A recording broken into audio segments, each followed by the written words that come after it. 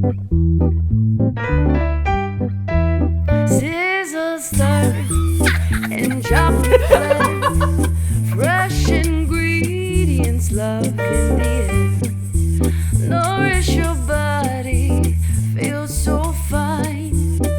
Healthy living every time. Welcome to Dancing in the Kitchen, a cooking show with a twist. On this show, we inspire and empower women to nourish themselves inside and out through healthy food, music, dance, and a lot of fun, so that we can all experience more joy in our lives. I am so excited to be in a new place today. This California girl is on the East Coast. I'm in a different kitchen, not the usual spot for our show. And let me tell you why. As a cultural dance ambassador, I'm often hired to perform for cultural events all over the country, including weddings. I'm here on the East Coast performing with Ballet Afsane, and we are a company in the San Francisco Bay Area that specializes in dances of the Silk Road. That is dance from Central Asia. If you're curious about the rich cultural legacy of Central Asian dance, check out episode 7 of Dancing in the Kitchen, where you'll have a chance to meet two of my colleagues, Natalie Nayun and Tara Pandya. But back to today, I am delighted to be featuring a special guest, and I'm actually in her kitchen. Lisa Jones. Hi, Lisa. Hi. Lisa Jones is the host of Women Winning the Game of Life, a high-energy weekly show that helps women rewrite the rules, reclaim their power, and have way more fun doing it. A speaker, author, and humorist, Lisa brings decades of experience in gamification, wellness, and stand-up comedy to each and every episode. Whether she's breaking down playful productivity or spotlighting inspiring women, Lisa is on a mission to prove that fun is a serious business strategy. Yes. Lisa, I want to say I'm honored to have you as a guest on Dancing in the Kitchen, but this is kind of funny because I'm a guest in your kitchen today. Yes, you are, and I'm so happy that you're here. Fantastic. Well, thank you for hosting the show. I'm really excited to take the show on the road, and this is the very first episode of Dancing in the Kitchen on the road. And I just love what you do because you're about fun and the empowerment that comes through fun and the creativity. I was driving here from New York City and thinking about this relationship between gamification and gaming and creativity and how intertwined they are. And I would love to hear more about what you do, what kind of services you provide to your clients, and really what your mission is. Yes. Well, my my overall mission is to have more fun. So if it's not fun, is it really worth doing is my question. So that's why I say the whole thing about fun is really a strategy. Yeah. So what I offer to women, and actually it's not just women, it's pretty much corporations, companies. I get hired a lot by corporations and companies, and to go in, I consult with them. I do speaking, as you mentioned. But my main thing is when I go in there is I try to increase their productivity and their profits. But how do I do that? I do that by injecting fun and games. And we just have a lot of fun together. And that's when people really bond better together. What are some of the outcomes that you've seen from doing this kind of work? Well, there's so many. I mean, take for example, there could be two people that sit next to each other and work together for a decade that I put together in an improv training, and they're all of a sudden best friends because they didn't realize that they had something in common. Like you just go to work every day, you work your 9 to 5, and you don't think It's not until these games really let people let their guard down and establish better trust and openness with each other, and they're having fun while they're doing it. And then they realized, oh my God, this whole time I like Kevin. I didn't realize that he was kind of a cool guy. And sitting across from him didn't say much besides good morning. Is that your 5th cup of coffee? So I think that's really helpful in doing those kind of things, because everyone gets to be involved together. It's something that you're doing together, kind of like cooking. Yes. So we're doing like it together, you cooking. have more fun. Yes. I was thinking while you were talking about that, about dancing, about partner dancing, and how when you're dancing or when you're cooking, or really when you're engaged in any art form, there are rules. Yes. And it's about playing and finding and improvising within the rules, the structure of the rules. And that's so fun and stimulating. Like, I think about my cat. We were talking about cats a little earlier. And when I dangle the cat toy in front of the cat's just like, nah, you gotta do better than that. But when I put a barrier, like a chair in between, and I dangle it on the other side, the cat's like, oh, yeah, now I gotta figure something out. There's a problem I have to solve. How do I get to it? And even animals have that impulse to solve a problem and to have fun doing it. And that's basically what I'm doing, and that's something that I've done since my childhood. So I would walk to school and I would think, like, how can I wasn't always good at math. How could I be better at math? And I would basically create games in order to teach myself to be better at math and learn to like it. So even subjects like history, sometimes my history teachers would be, let's just say, not as fun as I would like.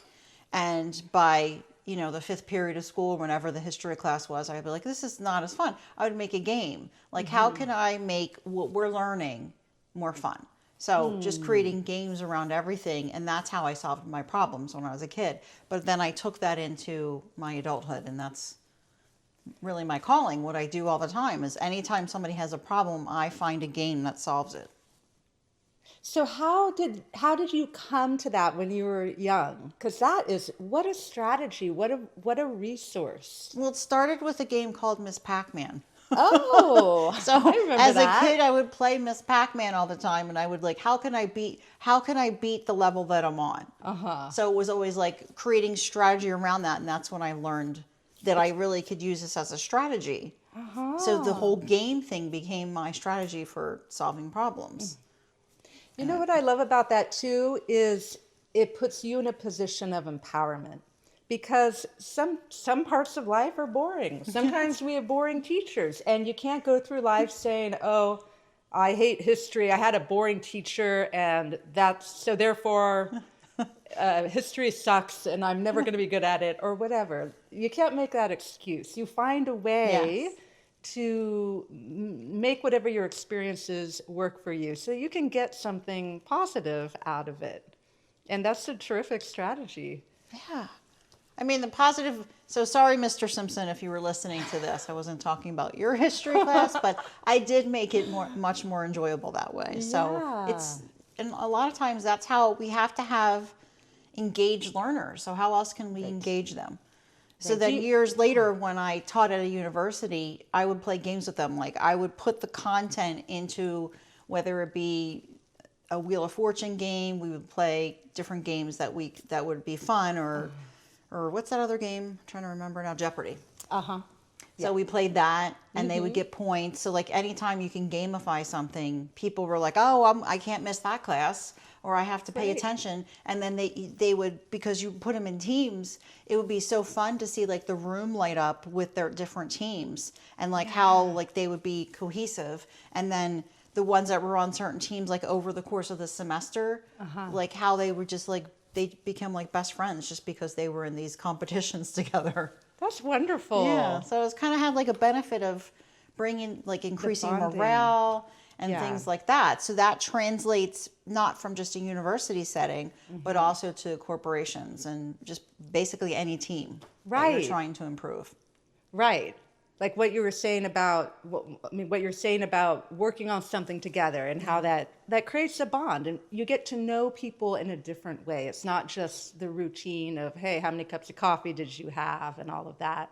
What did inspire you to pursue your line of work? It was these experiences you were saying earlier about, yeah? So that's been with you all along. Yeah, all along. Like, so the first thing I actually did was I wanted to go to school to be an actress. And I wanted to move to New York, and my parents were like, no, don't do that. Like, that's hard. You got to get something. You got to have something to fall back on. So what is going to be your fall back on it career? Oh, those reasonable parents who are looking out for us. And then I said, okay, fine. I'm really into, like, the other thing I like to do is eat. Yeah. So that's how I got to be a dietitian. I was like, I'm going to go and I'm going to study nutrition. So that's how I got the dietitian thing. And then that's how I got the teaching, because right after I got my master's degree, I decided to teach at a university. One of the things I decided to do was teach at a university. And then my university students said to me on my evaluations, they would just write funny. Like, because I would be telling them jokes and things like that. And then one of them said, you should go take a stand-up comedy class. Oh, how funny. And I was like, challenge accepted. Because anytime someone makes a suggestion like you with the dance, now I'm going to probably go do it. Yay. So thank you, Hannah. So that's how I got into doing what I was doing. And then when I was speaking, like, on nutrition topics, they would all say the same thing. Like, oh, yeah, this is really funny. So then I was like, how can I combine all of this stuff together? And that's how I got to do the consulting, but specifically with what I love is the humor, play, and gamification. That's what an interesting path. I love that. And I didn't know, or maybe you told me before, but I forgot that your background is in, you were a dietitian. Yeah. Wow, this is meant to be. And you were teaching in a university. Yeah. You were teaching nutrition. I taught community nutrition. I taught intro to nutrition. I taught a food service management class, a communications class. So what games around nutrition did you incorporate? Well, back then it was I was obsessed with the Jeopardy game. So I would just take the Jeopardy game, like take the formula to it, but create different nutrition questions for it in different categories. So I'd make up the categories, and then the class loved it. That was like their favorite part. So there's entertainment food and there's healthy food. I like entertainment food. Like when you go to the movies or you're flying on an airplane or you're driving, food you can munch on. Entertainment food. Or you're having dinner with friends. And something that's really good entertainment food is chocolate cake. Yes. Yeah. My favorite, actually. Yes. And I hear your daughter loves chocolate cake. She does. She likes anything chocolate. Great. And strawberries. Strawberries. Yeah. Well, this is a great day because we're going to make a chocolate strawberry cake. But we're going to break the rules because we're going to add some other ingredients that normally aren't included. Are you ready? I am. Fantastic. All right, these are the ingredients that we're going to add. It does not look like a strawberry, Hannah. Oh, the strawberries will come. Okay. Yeah. So first of all, we have half of a box of, this is gluten-free chocolate cake mix. Okay. So we're just doing like a little cake. If you don't have an egg, or if you're avoiding eggs for whatever reason, you can use a teaspoon of baking powder instead of an egg. Just a fun tip, yeah? Because I hear eggs are really expensive these days. Baking powder is still cheap. And that's baking powder, not baking soda. Baking powder, not baking soda. Because I didn't have the baking powder. But you had an egg, so all is well. And I like the dance to the trash. so when you get a cake mix, what does it tell you to add? Eggs. It tells you to add an egg. What else does it tell you to add? Sometimes, depending on the mix, water, butter maybe. It depends on what kind of cake you're making. Oil or water? Oil, yeah. Instead of, now this is really interesting because if you watch my show, you know I have this amazing manual food processor that makes it really easy to grade, but you have no idea how heavy my luggage was, so I just couldn't bring it. Why don't you grade some carrot? We're gonna add some apple and carrot to our cake. We're also going to add some beets. Do you like beets? Yes. Okay, if you don't, it's okay. I'll convert you. Well, it doesn't matter because I really won't taste them because I'm going to taste the chocolate. Exactly. We want you to have your cake and eat it too. There you go. So my question to you, Hannah, Yes. is do you tell the kids that you put all this stuff in and you say, here's your chocolate cake? What should we do? They don't taste it. And sometimes, because I make this cake in front of kids a lot, or I might, I'll be making it for the parents and the kids will see. And so often they will eat it anyway. Sometimes they won't know, and they don't taste it. They don't taste it. Now, I recommend this will work with any kind of cake mix except the broccoli. Leave the broccoli out if you're not doing chocolate. Broccoli out if no chocolate. Yeah, so we're gonna add some cabbage. Yes, cabbage. And we make it fun. We're dancing. We're doing dance moves. So we affectionately call this compost cake. But don't tell your kids that. You told me it was called salad cake. Sure. Now, you want the cake mix to be not too wet. And it's hard to not make it too wet because it's so fun grating vegetables. And the vegetables have a lot of liquid water content in them. So, and that's a really good call out that you just made, because as we were at the beginning of this part, because I didn't know what you were going to be doing next. Yes. I was like, don't you need, in my head, I'm thinking, don't you need to add some sort of liquid? But you did not need to do that. Nope. Yeah, isn't that amazing? I think the viewers need to see that. Yeah, I'm going to bring this over here. Look at that. No need for liquid. Yeah. It's just vegetables and cake mix. There. And actually, because we added an egg, it's a little wetter than Than it normally would be? So I'm going to add a little more cake mix. I forgot to account for that. Okay, I think that's good enough. So let's get this stuff out of the way. I'm sure we'll find a good use for all this. And you can do this with really any vegetables. Beets, apple, carrot, celery, cabbage. What else did I put in? Broccoli, zucchini. This is an upside down cake. So we're putting strawberries on the bottom of the pan. And then we're putting the cake mix on top. Now there is sugar in the cake mix because it's a premix. And then we're going to go ahead and cook this. It's going to be about 16 minutes on the stove top. But this cookware acts as an oven, so you're actually baking on the stove top. You can also just cook in your normal bakeware in the oven. It'll take a little longer.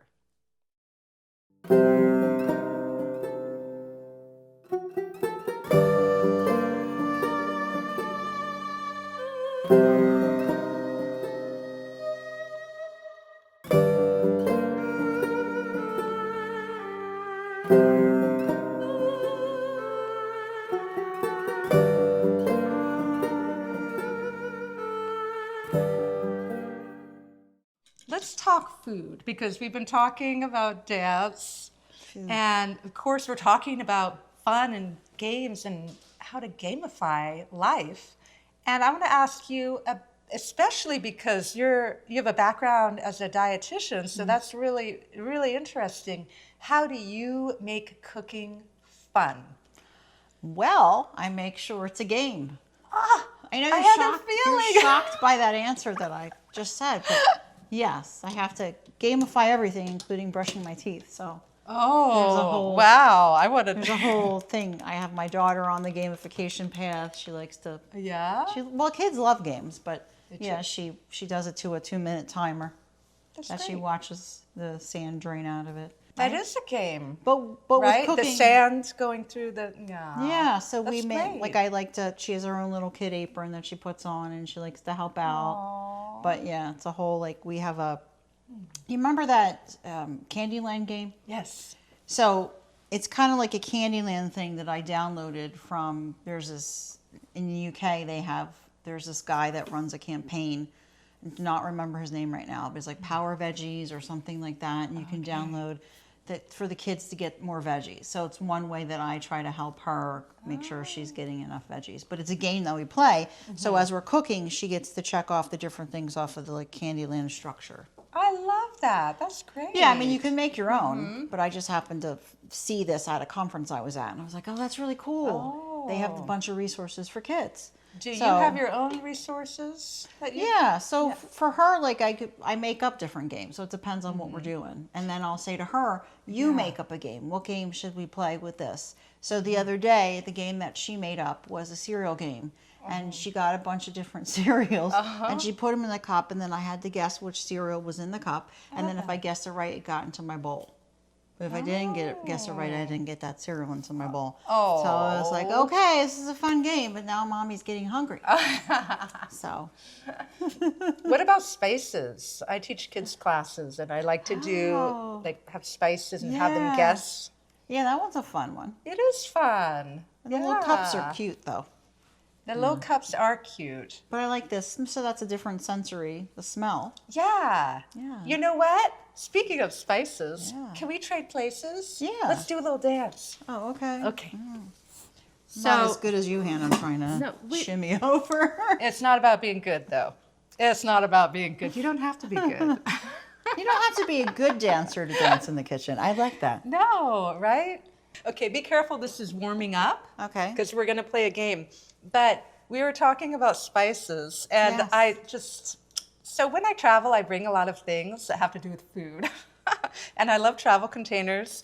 And we're going to play a game. Okay. And we're going to play, you're good with playing a game, right? No. No? I'm just Okay. kidding. I love games. I thought you'd be okay with it. So we're going to play a game called One-Pot Roulette. Okay. And we're going to take turns. One pot. That's our pot. Okay. We're going to take turns adding ingredients to the pot. Do you remember the book Stone Soup? Yes. That was a good one, wasn't it? Yeah. Yeah. If you don't remember, some guy comes into a village and he's like, we're going to make a soup. And I'm going to put in the first ingredient. He didn't have any money. He put the first ingredient into the pot, and it was a stone. And then people are like, oh, I think I have some green onion that would go good with that. Put it in. Oh, I think I have some garlic that would go good with that. And everyone from the village kept coming and putting things in the pot. And before they knew it, they had an amazing soup that the whole village shared. I think it was something like that. Yeah. So we're going to do that. Are you ready? Okay, I'm ready. So I just pulled this pot out of my suitcase. And I have other things in my suitcase.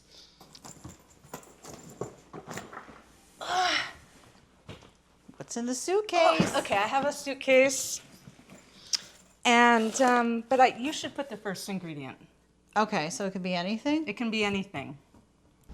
I want to put in an olive. Ooh, an olive. A couple olives. That was so unexpected. I got 2 olives in there. I love that. One for you, one for me, Hannah. That's great. Or 2 for you. Okay, I love the olives. Now, what am I going to put in? Well, I'm just pulling things out of my bag. Oh, I have some dates. Dates and olives. Right? Why not? And we are going to eat this. I do like some dates. Okay, so we have 2 dates and 2 olives. One for you, one for me. What's next? I've got some lemon? green beans in here. Oh, green beans. I love that. All right. I'll do a couple green Perfect. beans. Okay. Cooking up. This is looking fantastic. What's in my suitcase?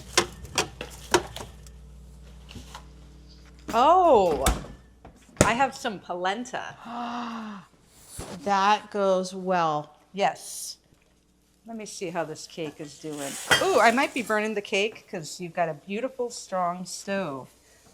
In fact, I probably did, but that's okay. Oh, I'm sure it'll be delicious. Burnt cake. Yeah, burnt cake.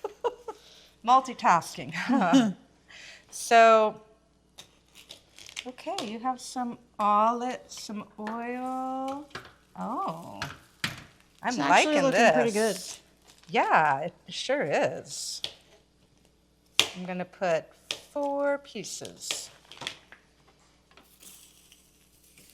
Isn't this fun? Yeah, I may actually want to eat this. I know. I wasn't sure how it was going to Me turn either. out, but so far it looks promising. Are we doing the lemon? Yeah. Oh, should we? Lemon. Okay. I'm going to turn it up just slightly. Little squeeze of lemon. Oh, this is good. All right, your turn. I got some pepper jack cheese, Hannah. Ooh, pepper jack cheese. Let's do it. Why not? Perfect. I have some pumpkin seeds.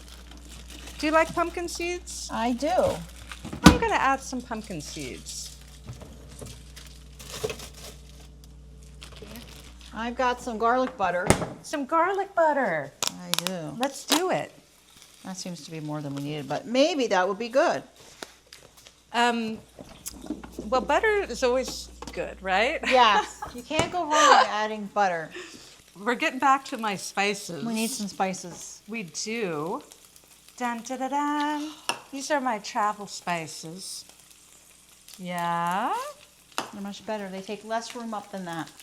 Oh, I have a huge, oh, that's lovely. I love that. I love that. Let's show it off. There we go. I love that.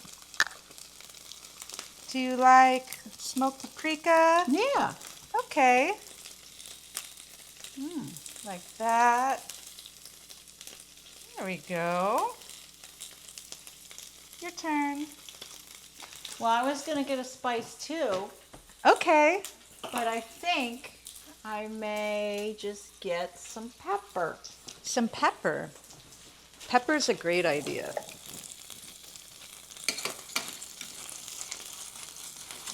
And pepper has been added. Pepper has been added. Well, you know, we have some veggies left over from our cake. Yes, let's add those. Why not? It's looking good, Hannah. Oh, it's smelling good. You got the butter. I love that. I don't know what we're going to call it, but Ooh. We're going to come name up it with something. a good name. Or a fun name. Can polenta? I don't know. Can polenta? I love it. You do know that means that we need to do the can. Yeah. Again, from the waist down, right? We're doing the can. Can.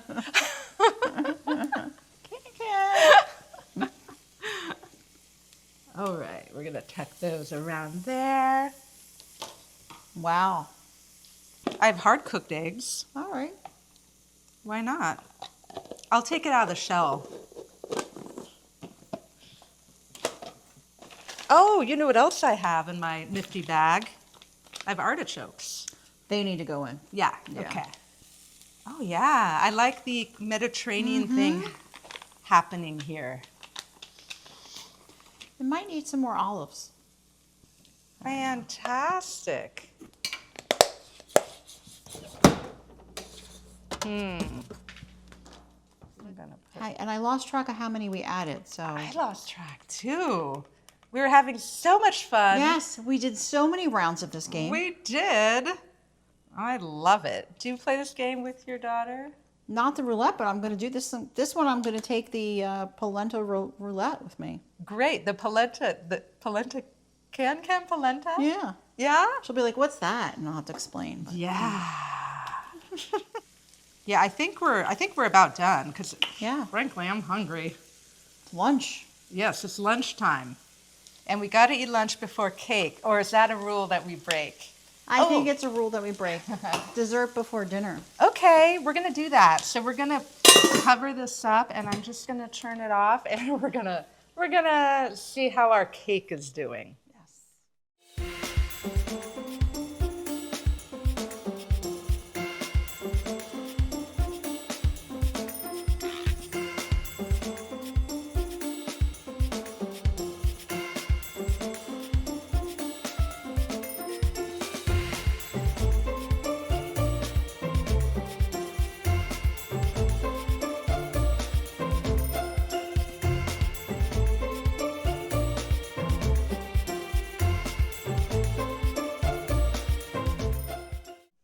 I'm gonna go like this. I'm gonna shake it.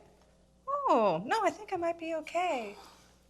And then I'm gonna put the plate over it. And flip it back? Yeah. So you need another plate then. Oh, no.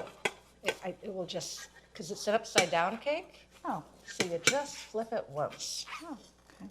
Whoop! And then you go. It's a little hot. You do something magical. You do dance. You do a dance like this. You go like this. Yeah. And then, are you ready to come out? Oh. Yay! Oh. It's you. Beautiful. Oh. So it's not beautiful because I had the heat on a little too much, but I have a solution. Do you want to know what the solution is? This is cool. These are a little bigger. I like to use mini chocolate chips. And then I have an insulated bowl that traps in the heat. Huh? And it's going to melt the chocolate chips. And then you take a knife and you spread it and you have icing. So Lisa, while we're waiting, I want to ask, do you have a favorite food memory? Favorite food memory? Well, Yes. my family or my cousins owned an Italian restaurant. Oh. So my favorite food, it's actually memories. Yeah? Were because we would go down there a lot on the weekends. We would go down to the basement below where the restaurant was, and they would bring down all the food that they were serving in the restaurant. And so basically it was an all day like eating frenzy. So I just remember like hiding under the table.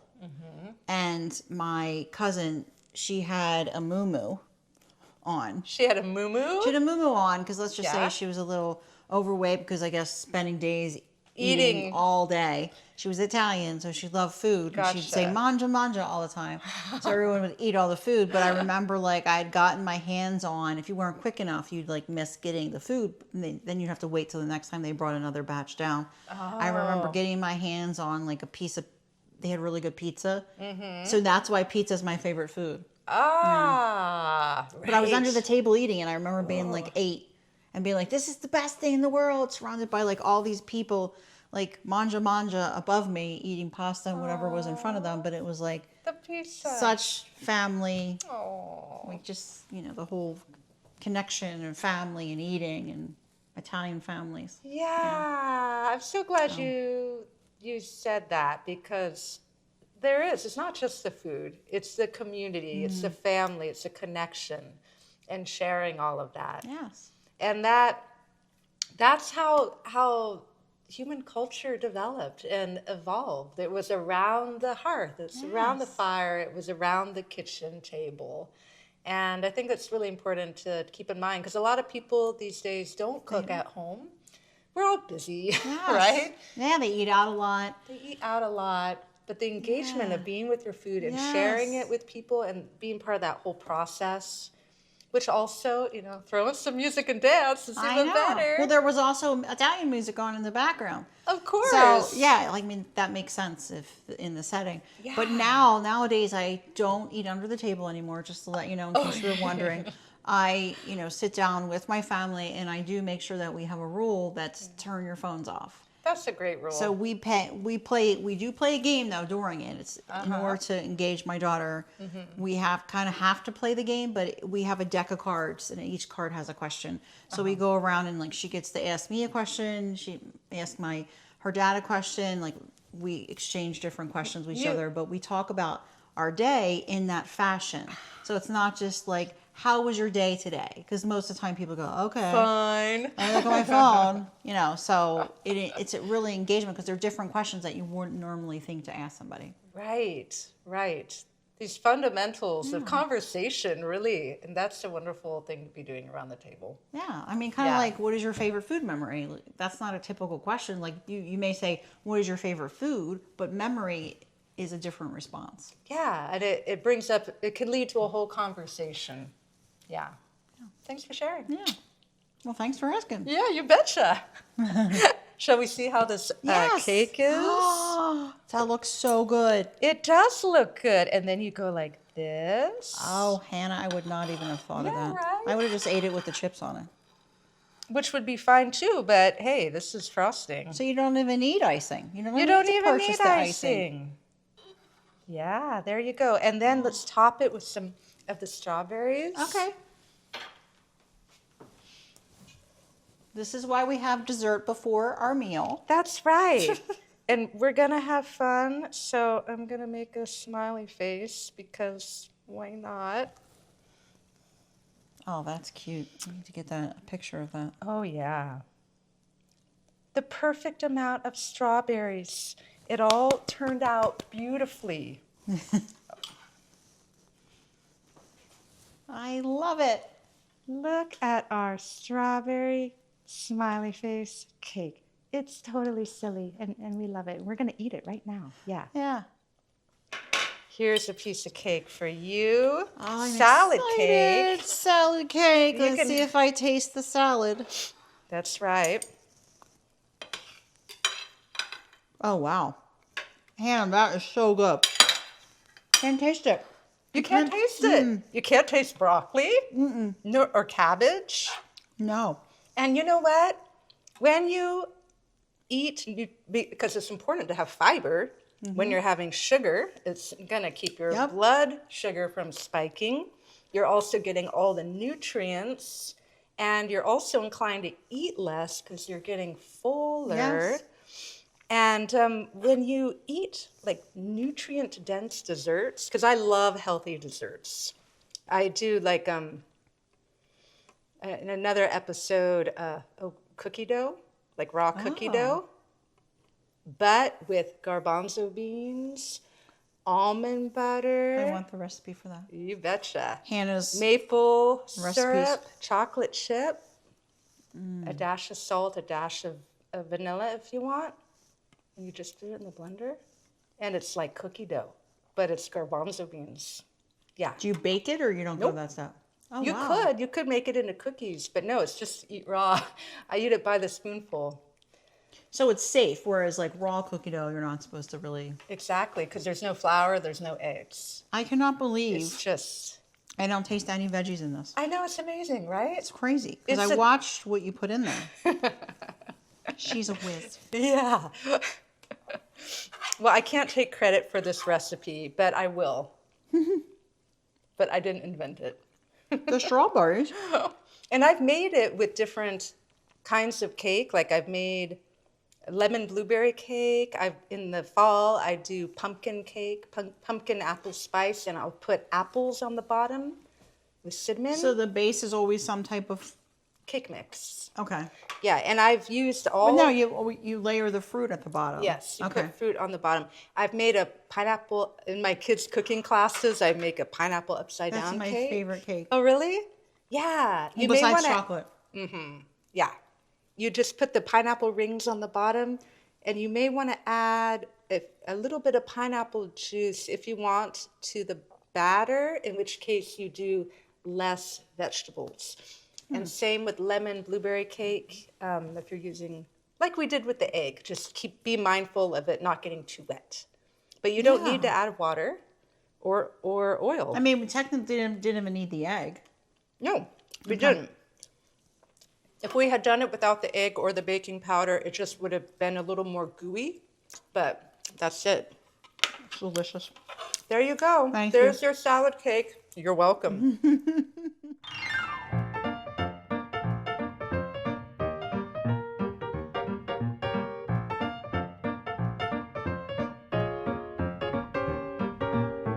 Are you dying to know where I got my travel containers? Go to Dance and Dish on Patreon to find out where to purchase them and get a list of my favorite healthy eating travel tips. Look at that lovely One-Pot Roulette. Smells good. And I think we made the perfect amount for a little snack for two people. A little lunch for two people. A little lunch for two people. This is fantastic. Oh, that's good. You're welcome here anytime, Hannah. Okay. You make me do lunch, dinner, whatever that. Super fun, right? Mm-hmm. Well, I love to feed people. Lisa, thank you so much for being on Dancing in the Kitchen and inviting Dancing in the Kitchen into your kitchen. Yes. This has been a real treat. Thank you so much for having me and the delicious food. I'm going to be eating it while everyone's watching the replay of this. Fantastic. I love that. And if you are interested in hosting Dancing in the Kitchen in your business or home, reach out and let's talk about ways we can collaborate. You will definitely end up with some good leftovers. Healthy living made easy. We cook it up and keep it breezy. From your kitchen to your plate, good vibes get away. Healthy living made easy. Taste the joy, it's all so cheesy. Want to learn more about products featured on Dancing in the Kitchen? Visit danceanddish.com to get in touch, or join the Dance and Dish community on Patreon for behind-the-scenes content and exclusive details about our favorite products.